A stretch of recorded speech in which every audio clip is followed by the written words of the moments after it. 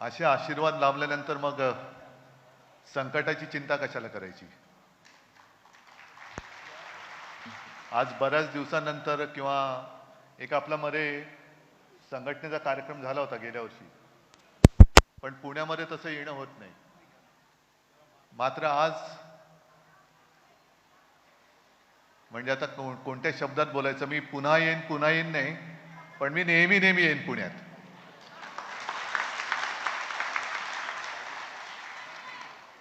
काही वर्षांपूर्वी यायचो आणि तेव्हा वसंतराव हे सगळे शिवसैनिक हे अर्थातच एवढे काही ज्येष्ठ नाही, माझ्या वयाच्या अलीकडे पलीकडे आहेत. आणि त्यांच्याबरोबर मी जिथे आम्ही राहायचो तिकडे क्रिकेट पण खेळायचो. तेव्हा दिलीप काय सगळेच. आणि ती तेव्हा बांधलेली संघटना नंतर काय झालं, थोडंसं युती आणि याच्यामध्ये जागा वाटपामध्ये जरा इकडे तिकडे व्हायला लागलं आणि थोडंसं काम किंवा माझं येणं कमी झालं. ठीक आहे, ते नंतर मी संघटनेच्या याच्यात बोलेन.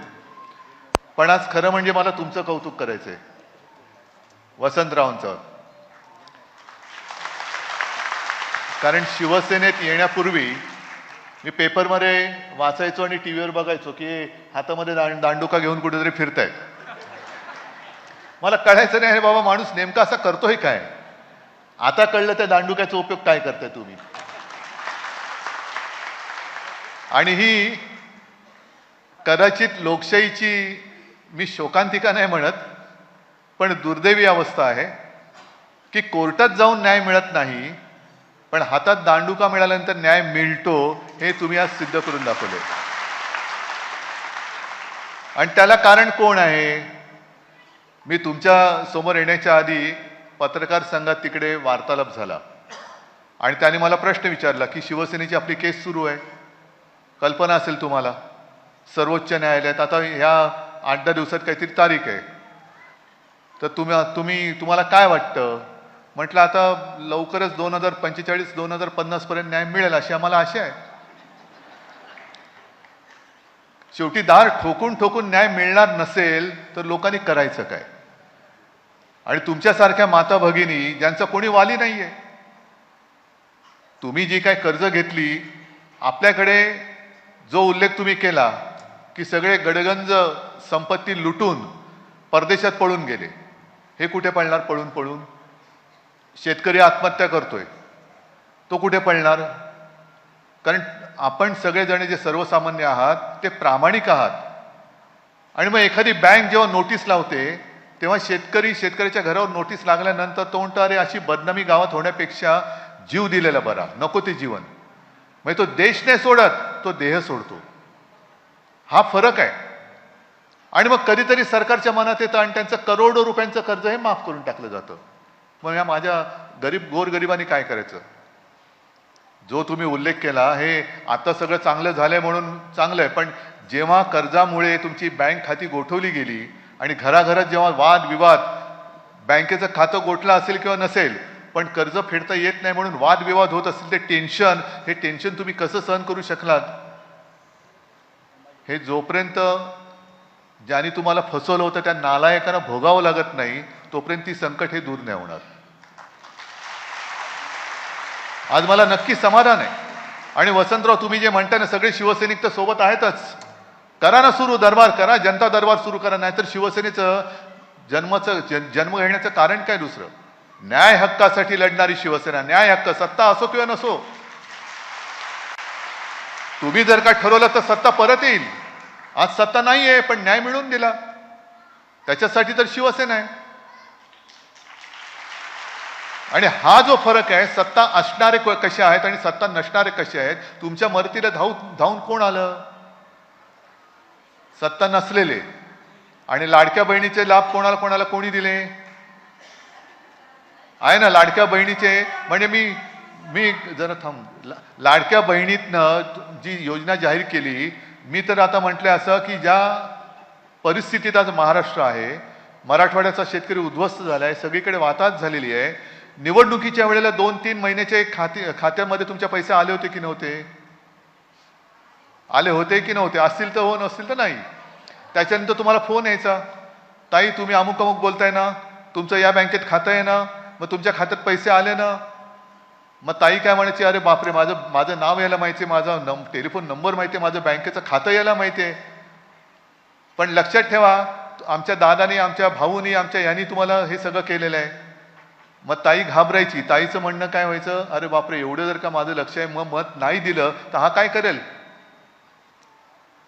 बरोबर आहे. आणि दुसरी गोष्ट अशी की महिला म्हटल्यानंतर थोडेसे काय होतात, अरे बाबा हा मला मदत करतो, याला फसवायचं कसं.